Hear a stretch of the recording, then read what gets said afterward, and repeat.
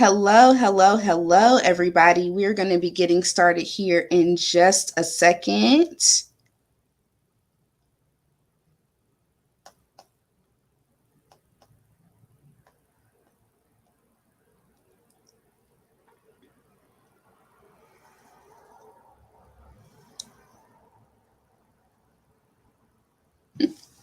All right. Thank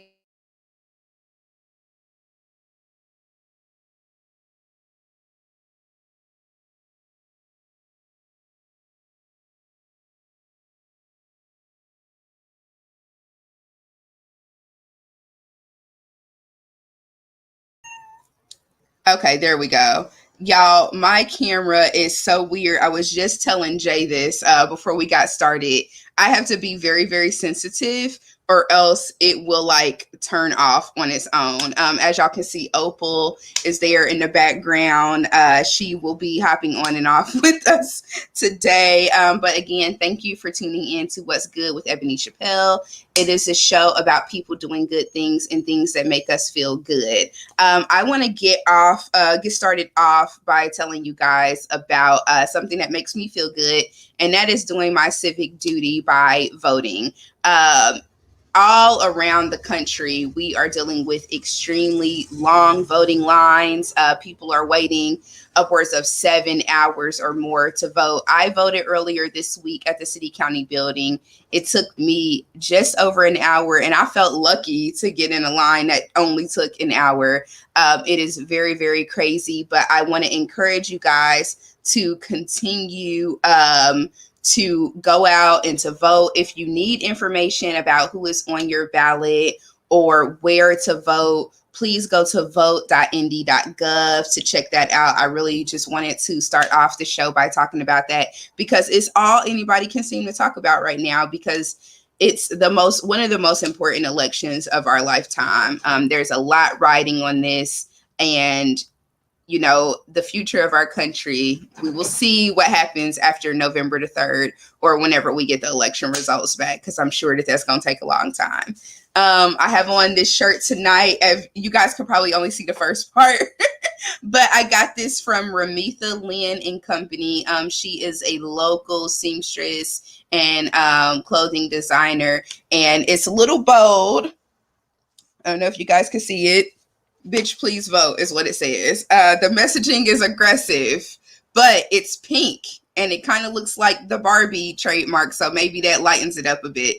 But either way, super, super important for us to be getting out and voting right now. So want to show you guys that website again. So be sure to check that out. Tonight, we are taking a little bit of a break from all of the election talk and all of that to have a different sort of conversation. I've talked with this young lady before, and tonight we're taking things in a different direction, talking about some of the other work she does. But tonight we are going to be talking with Jay the Loveologist about all things involving sex and shame and silence, how our spirituality plays a role in that. And I'm really curious to get her thoughts on this one because this is such a hot topic, especially right now with this traditionally being cuffing season. For those of y'all that don't know, I'm not even going to bother you with it. Just Google it. You'll get your own definition from there. But this time of year is one where people like to, cuddle up. It's getting cold outside. But what does that look like in the middle of a pandemic? Because we are still in the midst of a pandemic right now. So without further ado, I would like to welcome to the show, Jay the Loveologist.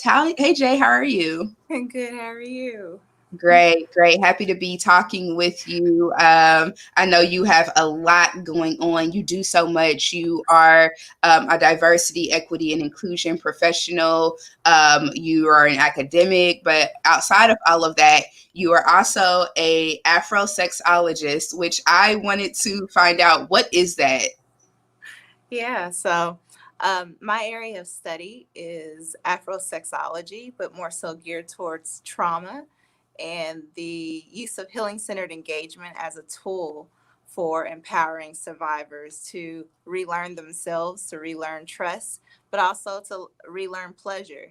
Hmm. to relearn good touch. So I primarily focus on the African diaspora.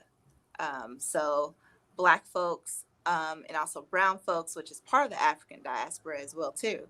So that's my focus. Awesome, awesome. And what led you to that work? A lot of things. So, one, as a child, I had grandparents that were a bit on the conservative end. So, my grandparents Hmm. actually didn't sleep in the same bed. They took, Wow. And yeah, they even didn't being sleep. married, they didn't sleep in the same bed. No, they didn't sleep in the same bed. Wow. What So was they the had a, reason? yeah, there were some very liberal aspects. They had a very egalitarian relationship when it came to um, the things that they would do, cooking. But when it came to sex and when it came to intimacy, you could see Hmm. that conservative aspect. They didn't sleep in the same bedroom. My grandmother, who was 16 at the time, married my grandfather, who was almost 40. It was an arranged Wow. marriage. So, and on top of that, my dad's side of the family, most of them are evangelists or pastors or bishops. And Mm. when it comes to sex and religion and intimacy, especially coupled with trauma, it becomes this murky setting and murky identity development as well too, as someone that is a multiple survivor, but also someone that identifies as Christian as well too. What does that mean for me being a survivor or having a perpetrator that was religiously affiliated?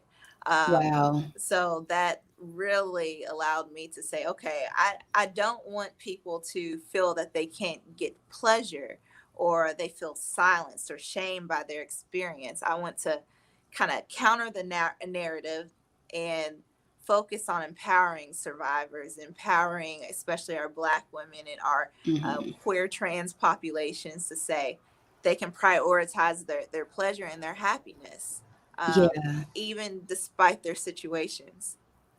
Yeah. And that is a story that I think a lot of people have experience with. I know in my own family and in my own life, I've had similar experiences with one having perpetrators be the person that is your spiritual leader or in that type of role. And then also feeling like you need to separate yourself as far as like your sexuality and your spirituality. They can't exist in the same body because you're taught that one is wrong and you should feel ashamed of it. Why do you think that's such a big issue in our community? Um, I can definitely speak, especially on the spiritual end, um, and particularly the Black community. So I'm going to kind of focus on Black community. Hmm. Our churches and our worship area, they center this narrative that sex is shameful. To have pleasure is for procreation, and anything outside of that normative is demonic or not of God. um, you couple that with some of the even the messaging of Hmm. survivorship in the Bible. I mean, in Deuteronomy, it talks about an unnamed woman that was sexually assaulted, and then after she was sexually assaulted, she was considered dirty, so she was Wow. chopped up in 12 pieces by her husband. And then you hear stories about the rape of Tamar that's in the Bible in Second Hmm. Samuel, that Yeah. individuals that were men benefited from her sexual assault by gaining wealth and land. Hmm. I even think about one, and this is one that has come up recently a lot in different groups that I follow online. But the story about David and Bathsheba, growing up in church, the way I always heard that story was that, she was this temptress and, she was outside bathing in the nude on purpose to get attention, and this happened and that happened. And then it wasn't until I was older that someone explained it and was like, well, David had the power. He had the power in that situation and he leveraged that to take advantage of her and rape her. But that's not ever how I've heard that story be preached before at church. Yeah, I think there is this discomfort to kind of counter a narrative. Hmm. Some passages, I know when I was younger, the rape of Tamar was often utilized to stifle women from wearing gold earrings or red Wow. lipstick. I remember my old pastor, I grew up in Southern Baptist Church, and Mm-hmm. my pastor said, well, if Tamar was not wearing what she wore, that would have never happened to her. So you Wow. have these messages that are not only confirmed in your spiritual spaces that are supposed to be your Mm-hmm. safe space, but you also have these messages that are coming from your family in your community that's stifling you, not only when it comes to sex and intimacy, but also when it comes to survivorship and going through something horrific. Yeah. So that coupled together in those messaging can make you feel unworthy, can make Yeah. you feel that your experiences, and also make you see sex in a different light, can make you see sex as more so performative. Mm-hmm. You know, most majority of women have never achieved an orgasm. Yeah, that's a statistic that shocked me the first time I saw it. I think I was like a teenager reading Cosmo or something. You Yeah. know, like most teenagers do. I was really nosy, so I wanted to know things. And the first time I read that, I was completely blown away. And now that I'm older, I understand how that happens because so often, like you said, we are made to feel ashamed of our sexuality, ashamed of our bodies, and different things like that, ashamed of our, desires, and then put in a situation where, like you said, it becomes performative. I want to Yeah. know, for you personally, what was the turning point that, because you grew up in the Southern Baptist Church, and, all that entails, and the different experiences that you had. When did you get to a point where you decided, okay, I'm ready to get on this journey to become an Afrosexologist? Because that is completely different. So Yeah. I have so many degrees and they've taken me to so many journeys. I have a Mm-hmm. bachelor's degree in education, social studies education. So I intended on, and I have this wealth of knowledge when it comes to Black history. And I did my research thesis, especially within social studies education, on the Black female body. So Mm. that really is where it started, on the hypersexualization of Black bodies and how that is shown throughout time, Yeah. in messaging, in media, and the institution of slavery, how Black women were raped for the development of commerce. So being able to go into that, I realized that one, I would not be able to teach that in middle school. Social studies Yeah, I could see education. some I could see some parents having a problem with that. Like, you gonna teach my kids what? About what? Yeah.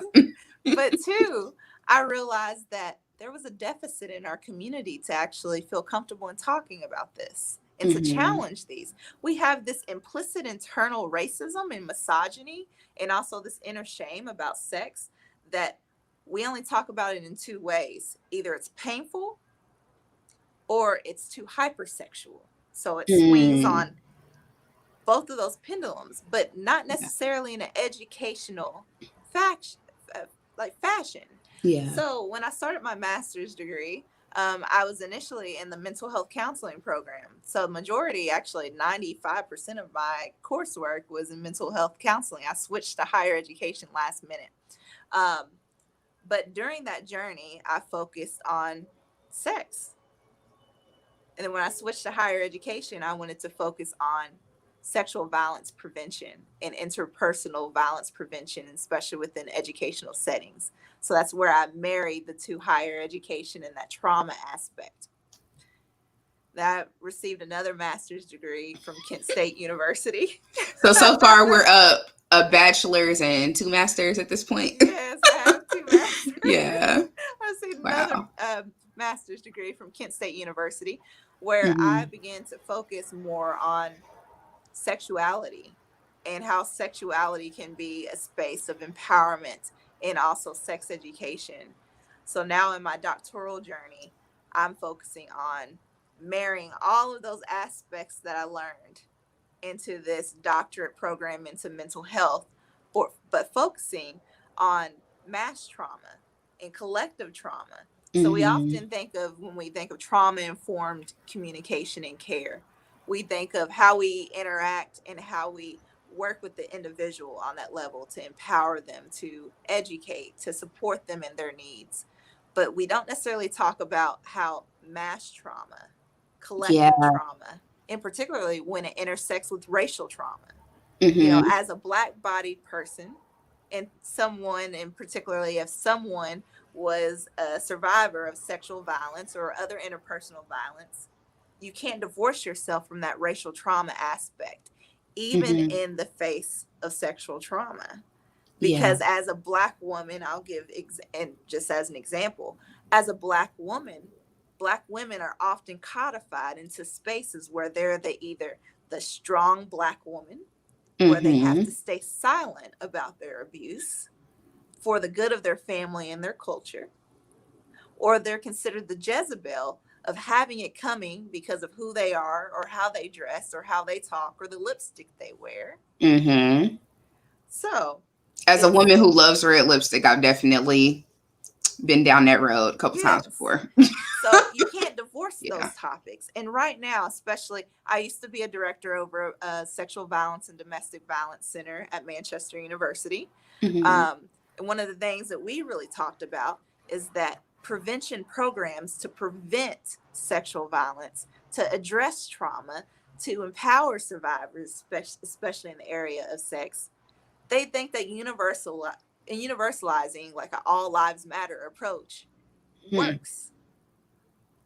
But we, as individuals of color, and particularly black folks, we have that racial trauma that is also informing other areas and other traumas in our life. It's multifaceted. Yeah. So we can't not talk about being black bodied and also being a survivor because of the images and the codification that society has put on us as black bodied individuals surviving in bodies that they've said we either deserved it or our bodies are too grown for our age Mm. or our hips are too wide, so you know that they're having sex if their hips are too wide. Yeah. Or someone, and I'm not going to say any names, but there was someone just recently said that you can't trust the daughters of Eve, in response to someone who was of a faith leader that potentially, allegedly, was sexually abusing children. They called the survivors the daughters of Eve. And this is something that happened locally. Locally. Wow. And okay, because I think I'm familiar with this story, and I'm not going to ask you to say any names, but No, that was their response to that was being a someone that was grown a that person. was a faith leader. That was their response to Wow. black women survivors, daughters of Wow. Eve, that they're temptress.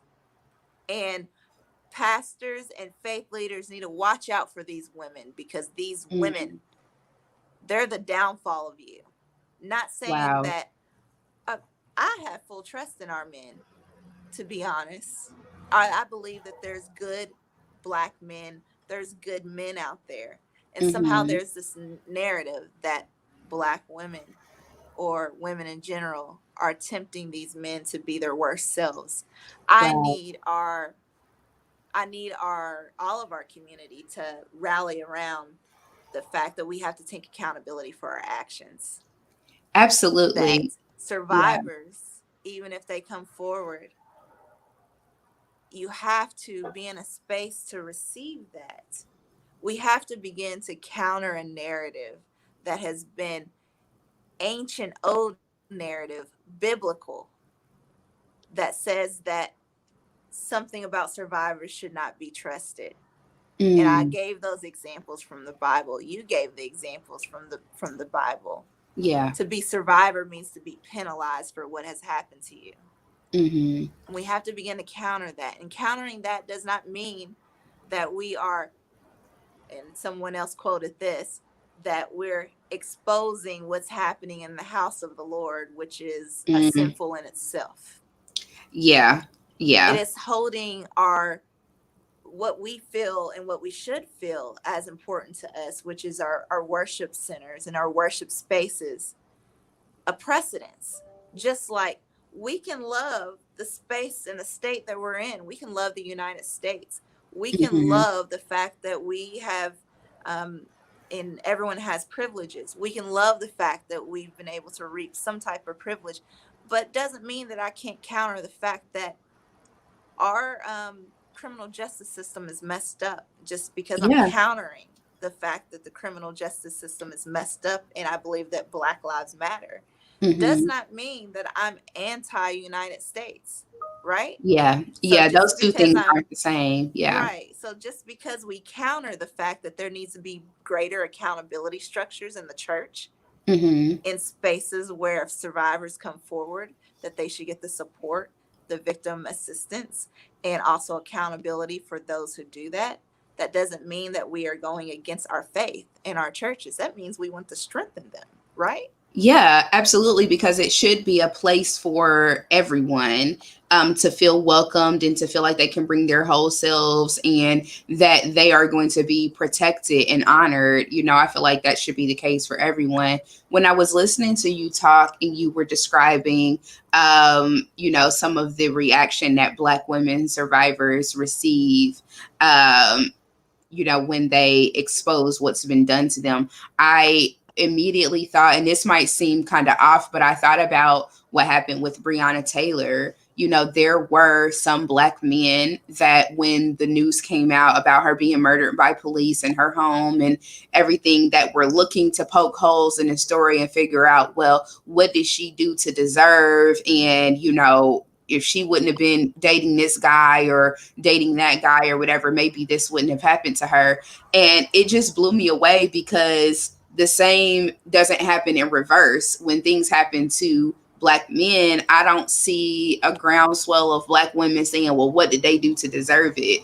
What I see is Black women stepping up and saying, what can we do to help? How can we put ourselves on the line to help protect them, to honor their legacy, to fight for their justice? And the same thing happens like when we go back to the church. It happens in the church. Like we are the ones paying the tithes and offering. We're the ones, making sure that everything's running like a well-oiled machine. We fill up the pews every Sunday. Well, not now, because of COVID. We're, watching online or whatever it is we're doing. Um, but for Black women in films specifically, like what is your advice on all of this stuff that's going on, whether it's our spiritual and faith climate, the political climate, in the workplace, some of the things we deal with? What are your thoughts on what it takes to like empower yourselves and protect one another in a world that does not care about protecting us? I think especially being able to be aware of your trauma, Hmm. aware that you need work, to be able to do that mirror work. I think that sometimes we've been taught, especially as Black women, to push things down, to Yeah. busy ourselves, to get all these degrees. And I'm preaching Hmm. to the choir because there's Yeah. education when they talk about codependency, when they talk about people utilizing things to mask their own pain. I realized over the years that I did use education to mask my own pain.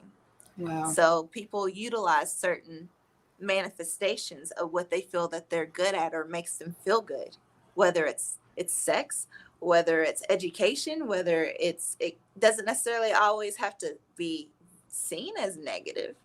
Hmm. But when we're using something as a crutch to hide the fact that we're in pain or we're going through something, yeah, it's going to come back 10 times worse, because we're pushing that down. So being able to, one, acknowledge that you're in pain, acknowledge that there's traumas that you've experienced, but also seek help. There's great counselors in Indianapolis. Hmm. There is Athena, and there's Renata Dalton. There is And these are counselors that are here locally. yes, yes, and there's so many others. There are amazing counselors here, and they're Black women, and they are steeped, one, in very women empowerment ways to do counseling, but two, Renata Dalton is also a sex therapist. she's a sexologist as well too. So being able to find a good person to talk to, because you don't want to pour so much on your loved ones when you have someone professional Yeah. that can support. But if you're faith underpinned, utilizing your faith to bring you empowerment as well too. Not everyone Mhm. has a faith or spiritual underpinning, and that's okay. But utilizing that as well as your way to bring empowerment to yourself. Mhm. I would also say, when I say mirror work sometimes requires you to do some work on your own. So being able to journal, being able to goal set, being able to know who can help you in your goals, and rooting yourself in something important. Mhm. That will allow you to see, yeah, I'm greater than the worst pain that I've experienced. But also, not especially for the single moms out there. I'm a single mom. We have to prioritize our health and our mental health, not just for ourselves but our kids. The way that we love on ourselves will also be how our kids love on themselves as well too, because they see Mhm. us as a They manifestation of do. what love should be. So when we Mhm. love on ourselves, we become better partners, we become better friends, but we become better parents. And that's so important. So even Mhm. if it means to ask for some help, if you feel like you fly off the handle over little things, that means you may want to reach out to maybe a friend that you feel that's getting it right, or a support group to ask for some tips. Mhm. Yeah, absolutely nothing wrong with asking for that help. I'm a big proponent of therapy. I did therapy as a child, and then now as an adult, I've been going consistently for like 6 years. And I am like the poster child and the cheerleader for that. I love telling people about the benefits of therapy, and how it's played a role in my life. When we think about, because we don't exist in a vacuum, like especially the different things that we experience as Black people, a lot of it, is due to what's happening politically, what's happening socially, all the stuff that's going on. I mentioned at the top of the show that I did go out and vote this week. I think it was Tuesday. Went to the city county building. It took about an hour, which was fast compared to how long it's been taken elsewhere. But I want to ask you, have you voted yet? And what are some of the things when you think about your role as an Afrosexologist, as a mom, as an educator? What are some of the things that are most important to you right now when it comes to this election? I did vote. I voted yesterday at the city county building. It took me a long time to get through the line, so it's way more than an hour. Um, but it was so worth it. Hmm. I would do it over and over again. That's such a powerful moment to be able to have a stamp in history. And I know people think like, your voice won't be heard. What's one vote? Um, we have a civic responsibility to do for our community, not just on the presidential level. And I think that people Hmm. rally around, these very large elections when it comes to president, but also on the local level. Our Yeah. local level, that's where most of the changes that are impacting you are happening. Um, so as an Afrosexologist, I sit on a board. I sit on the Children's Policy and Law Initiative of Indiana. And I intentionally sit on this board because, one, this organization focuses on the eradication of the preschool to prison pipeline. Wow. And Preschool people, to prison pipeline. yes, and Wow. people say, well, what does that have to do with Afrosexologists? Because I know that some people slut shame this work. Some people say, oh, you just talk about erotic stuff. Why are you doing stuff with kids? Well, especially within the Black community, around 3 out of 4 Black women will be sexually assaulted by 17.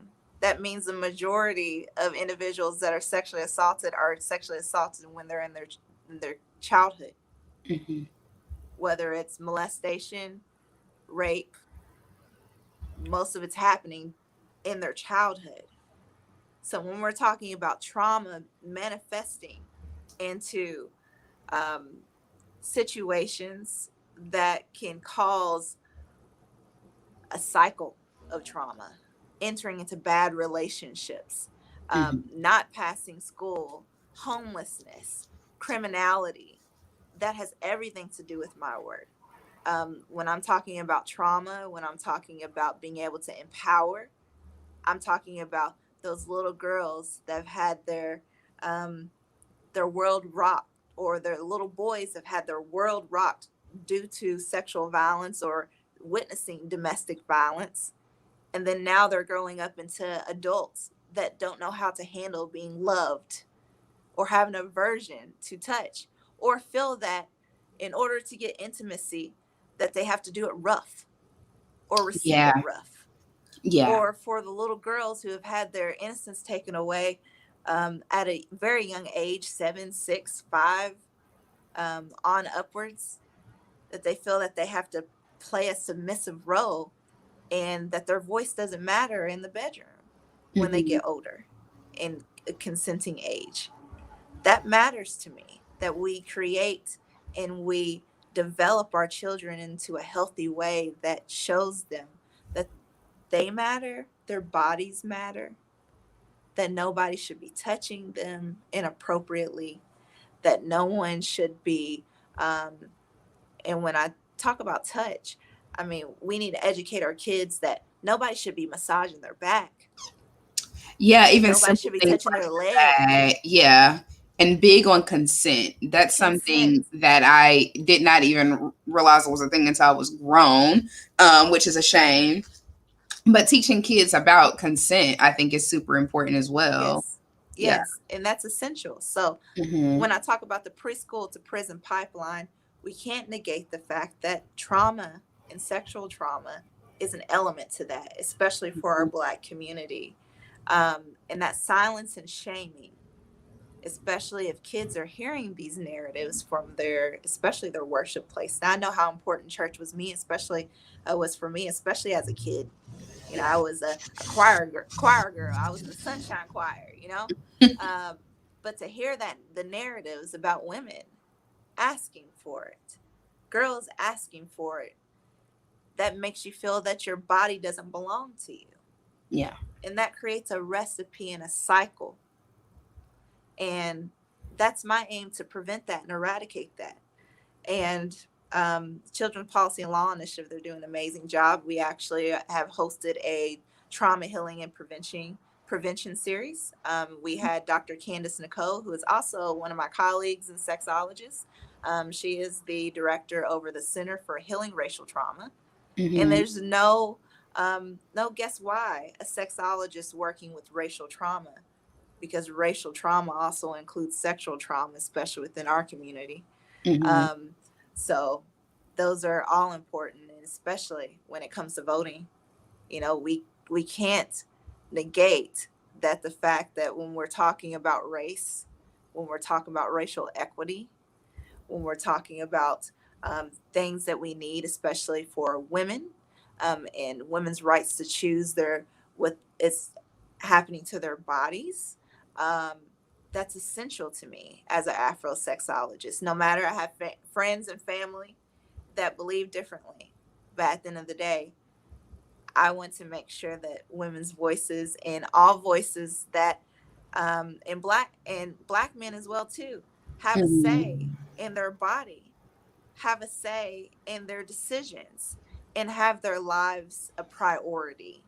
Um, and that's really the tenets of being Afro sexologist, is your life should be a priority, um, and what makes you to thrive.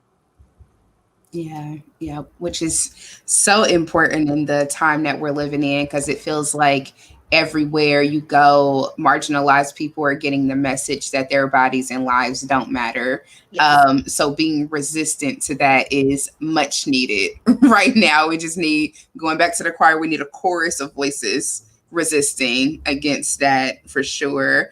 I want to switch gears just a little bit. We are still, as I mentioned earlier, in the middle of a pandemic. Yes, It does not unfortunately. seem, unfortunately, and it does not seem to be slowing down at any time. What are your thoughts on dating and trying to build new relationships in the middle of a pandemic? Any advice, any tips, thoughts, anything you have to share on that? Girl, I'm gonna give you a professional answer, and I'm gonna give you a real answer too. Okay, I will take both for sure. Professionally, they say that when something traumatic happens, whether it's a death or a major life situation, when it comes Mhm, to a move or a major financial breach, that you shouldn't make a major decision during that time that would uproot your life. And mhm, sometimes that means romance as well too. I know that some of my clients that I work with, I am a certified sexologist, so I am certified through the World Association for Sex Coaches as a sex coach, and I'm also in the process of actually getting sex counseling supervision. So I'm in supervision right now to be a certified sex counselor.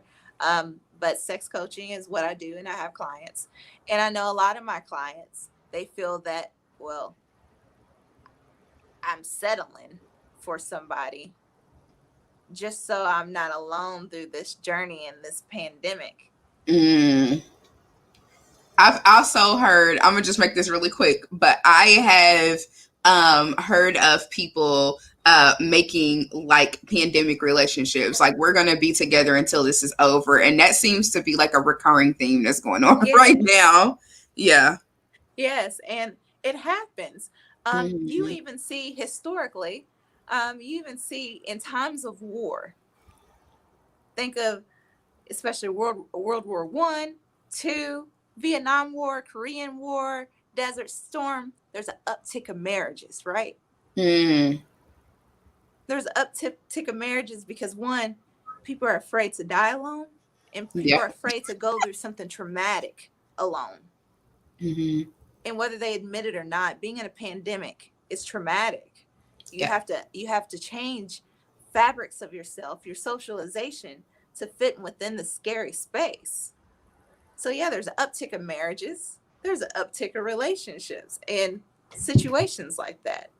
And we have to be patient in our journey and know and still recognize the red sign, the red flags and the signs. And we can even recognize that virtually too. A lot of folks are meeting people on Plenty of Fish and Facebook dating and all this other Yeah. stuff. All of There's the apps. Yes, the Yeah. apps are popping right now. They Yeah. are popping.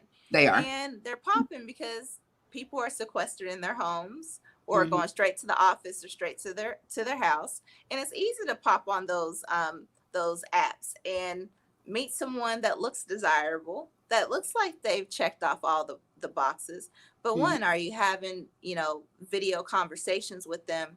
How do they handle disagreements? Do they shut down or do they ghost and then pop back up?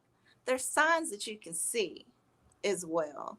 But on the personal side, um, I have attempted to date during the pandemic, frat brother. Oh, And I God always bless like, you. why do I date frat brother? I'm a Zeta, so this person was a Sigma. Yeah. And why Wow. did I even get myself into that? Because Mm. during a pandemic as well too, sometimes, and this is pandemic and war and anything traumatic, Hmm. libido goes up too. That's real. That is very, very And real. That's the that's thing nobody wants to talk researchable. about. Research it. Yeah. Libido goes up in Hmm. times of stress. Yeah. And we are double with the stress right now because we have this election going on and the pandemic at the same time. So I'm sure people are just like overly horny, which is crazy. But Yes. yeah. And me, as being very transparent as an Yeah. Afrosexologist, I think that some people feel that, well, that's what I do. I'm just this person that just is loosey goosey out here, and that's just what I do. And that's okay if people are, because I respect anyone's ability to do Hmm. what they feel is transformational for their body. Yeah. Myself, I'm very selective. Hmm. Selective. Um, so that did not turn out too well. But I will say it was a learning opportunity for me, and really is indicative of Mhm. the environment that we're in. There is this, especially for millennials, and millennials love check boxes of their accomplishments. We've learned the checkbox. We know what to do to get ahead. We know that we want to get married by a certain age. We know we Mhm. want to have our academic accomplished completed by this age and have our family. And these checkboxes can also be our undoing. And we have to Yeah. we need to watch that during this time, how we are using these check boxes. We don't want to wind up with the wrong person thinking that we're going to get Mhm. someone that we met online that's the same person online, and then when we meet them they got their hand out asking for $250 the first Child, week of meeting them. listen. So That is a mess. And I said something on Twitter a while ago because that conversation came up about lending money to people you're dating, and I was like, "There's no." I almost cussed. I guess I can, but I'm not going to. It's not necessary. But I was and like, "There's everyone goes no through hard freaking times. way." I've been through hard times. It I've had to happens. ask for help. But listen, when you're dating, and this is for fellas and women, whomever, I'm Hmm. not genderizing it. It could be for whomever. It Yeah. takes trust to, Yeah. like, when you're dating. Like, if you don't know the person, it really takes trust to put yourself out there like that to support Mm. someone financially. Um, But so that's not something we should be jumping into the first week of meeting no, somebody. I'm like, that to me, I feel like is a big red flag. Like we've just met and already it's like, oh, can you give me this large sum of money? Like, that's just crazy. yes, it is Yeah. it's a big sign, and it's a big red flag, and you have to be mindful of that, especially during these Mhm. times of financial uncertainties. And I think we need to just make sure that when we're dating, especially, I'm not going to discourage anyone from dating during this time. Make sure, I mean, I think they've proven already. There was some research done on semen that COVID-19 was found in semen. So safe Wow. sex is important It's in beyond important general. at In this. general, it's important, Yeah. but still be safe out here. Just because we're worried about COVID-19 doesn't mean that we can't get some type of sexually transmitted disease. Doesn't mean that Yeah. we still can't get COVID from the person that we're with as well too. Mhm. Be safe, but also just be. I'm just gonna say, really be mindful, because people are Mhm. going through a lot right now. And Yeah. if you're not able to carry that load and that trauma that comes with being in a pandemic, possibly getting laid off from your job, financial uncertainties as well, housing Mhm. uncertainties, being behind on certain bills because there's been some leniencies due to COVID-19, and now it's about Yeah. to catch up on you in January when things start to be less lenient. Mhm. Um, so just be mindful. Yeah, absolutely, absolutely. And I think about we got some people that have jumped on. Hey Lativa, thank Hey, you Lativa. for tuning in. And Patrice, hey Patrice. Thank you for tuning in, ladies. Hey, Patrice. Um yeah, I was listening to one of my favorite podcasts earlier today when I was doing some stuff around the house. It's called The Read with Crystal and Kid Fury. Do you listen to that or have you No, heard no. of it? It's really funny. It's a really good podcast. It is one of the things that keeps me going during the week. Like I, because this shit is hard. This pandemic stuff, this election stuff, everything that's going on is hard. So I have little things that like just give me joy throughout the week. But I was listening to it and they had a listener letter that they read from someone that was saying, okay, I'm dating somebody and I have no idea what their political affiliation is, and that is causing me a lot of stress. So I just want to know your thoughts on that as well. Because we are in a time right now. I think there may be other times in our lives where it maybe wasn't as important, but this is a time where it is, you know, pretty important to know that type of stuff. What are your thoughts on that? Um, yeah, I guess it depends on the person. There are some Mhm. people that's very secondary, tertiary to them, even still in this environment. Yeah. Um, or there's some people like, I have a great friend, Whitley Yates. She's amazing to me. Both of us are in the area of diversity, equity, and inclusion work. But she's the over diversity, equity, inclusion for the Indiana Republican Party. Hmm. Her and I, we have split different views when it comes to things. Myself, I'm a registered socialist. Um, so my views are totally different. I believe in equal distribution of wealth. I believe in social welfare. I Hmm. believe that there should never be like billionaires and trillionaires and be people homeless at the bottom. I'm like, that's how I believe. But although we believe differently, we're also come together on some very central parts, which is the social liberal aspect of it. And I think those are just important conversations to have Hmm. um, early on. Um, you can have all these check boxes, but there are certain things that are priority for you. For me, my work, especially in racial equity, is essential. It's my parenthood is most important. Um, but my racial equity work is essential to me. And if I got with someone, and I've even dated, women and men that said, well, you're into this black stuff too much. Wow. Yeah, that one, Right. that's a deal breaker for me. I've also heard that from somebody I dated in the past, and that Yeah. right then I was like, this relationship is over. And that's a deal breaker with Yeah. me, because they wouldn't be happy with me, because I Nope. situate my life, my career is about racial equity. My research has a lot to do with racial equity, and the way that I Mhm. move and the way that I serve centers that. So they wouldn't be happy with me, and I wouldn't be happy with them. So those are just important topics to have. I do believe that there are relationships, if that's not a central tenet to their life, that it can thrive. But I think if you're in this dating space, that you have to assess your own values. And I think that sometimes people don't sit down and think about themselves and think about what's a priority and what's a deal breaker for them. Mhm. Um, for me, a major deal breaker for me is individuals who don't like kids, Oh, yeah. Because or you're a package individuals, deal as a yes, mom. or Yeah. individuals that may feel insecure about a woman that makes a good amount of money. Hmm. um, and you can see those things. You Yeah. you can you can find those red flags very easily when they say, "Oh, you know, why are you single then?" Or, "Oh, how can you afford to take a trip like that?"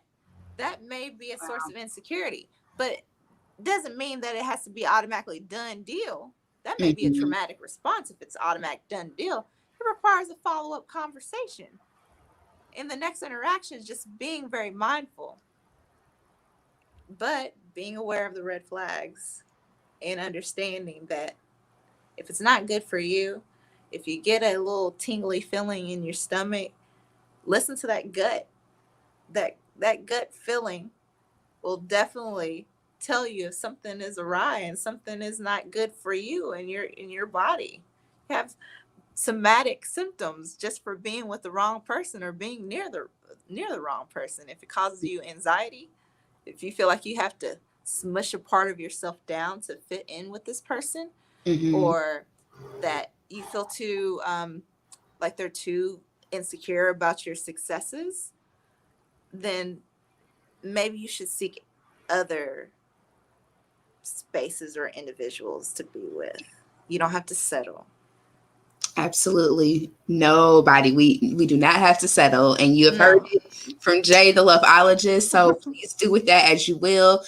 Jay, thank you so much for talking with me tonight. This has been a great conversation. You gave us a lot of stuff to chew on, lots to think about. How can people keep up with your work and find out more about what it is that you have going on? Yeah, so they can follow my professional page, which is Jay the Loveologist, on Facebook and on Instagram.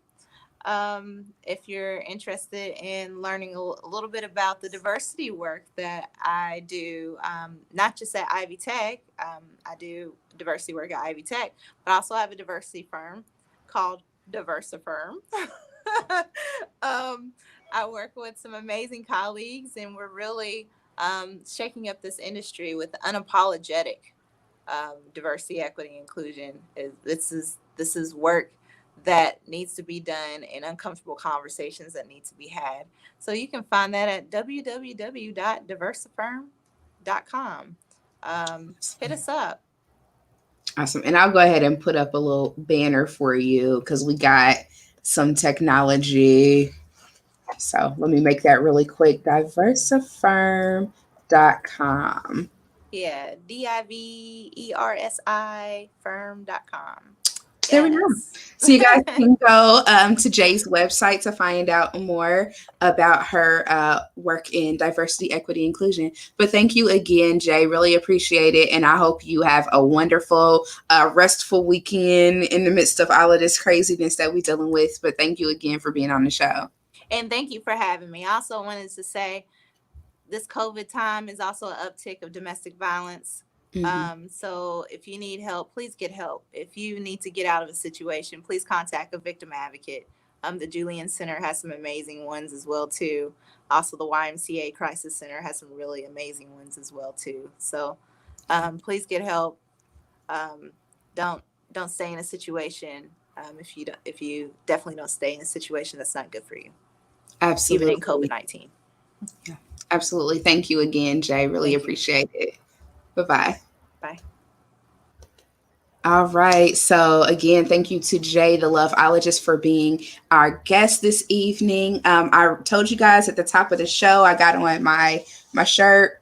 Bitch, please vote. So the message is a little bit aggressive, but it is what it is. So if you still need to find out who's on your ballot, you want to find out about voting times, you can go to vote.nd.gov to find out more about that. But thank you guys for tuning in. Have a great night and a positive week. Peace.